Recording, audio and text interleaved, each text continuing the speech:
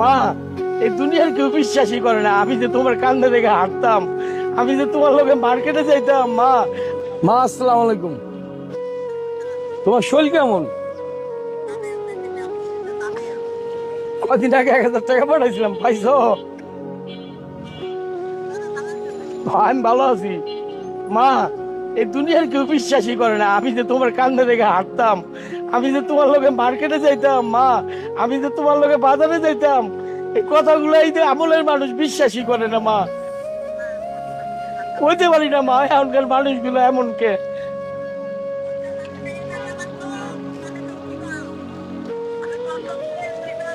বলতে পারি না মা, একটা কথাও মানুষ বিশ্বাস করে না। মা, আমি তোমার একটা কথা বলি মা, অনেক পয়সাওয়ালা একটা লোক আছে, তোমারে উমরা করতে নিব, যাইবা? টাকা পয়সা উনি দিব, আমি তো দিতে পারবো না মা, আমার কাছে এত টাকা নাই। আচ্ছা, আমি সাথে গেলে যাইবা? যদি আমি সাথে করে নিয়ে যাই? আমি তো নিয়ত করছি মা, তোমার নিয়ে উমরা যাবো যদি আল্লাহ বাচ্চা রাখে। আমরা মায় পুতে মিলা ওই যে বাজারে যেতাম কান্দে হাত দিয়া, তোমার মনে আছে মা? ওইভাবে আবার উমরা করতে যাবো যদি বাচ্চা থাকি মা।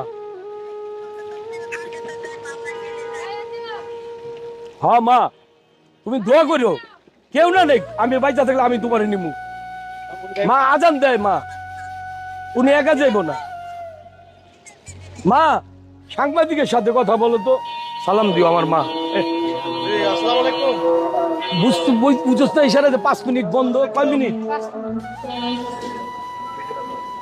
আন্টি আপনাকে আপনার ছেলের মতোই কয়েকজন প্রবাসী ভাই আছে, মানে ইউএস থেকে আমারে নক দিছে, মানে আপনাকে এবং আপনার ছেলেকে দুজনকে ফ্রিতে উমরা করাবে, হজ করাবে, এবং আপনি কি যাইতে চান?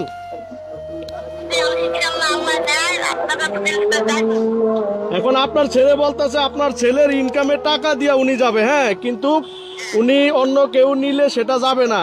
এখন আপনি কি বলেন, আপনি সত্যি যাবেন? তাহলে আমি ওই ভাইয়ের সাথে কন্ট্যাক্ট করে দিব।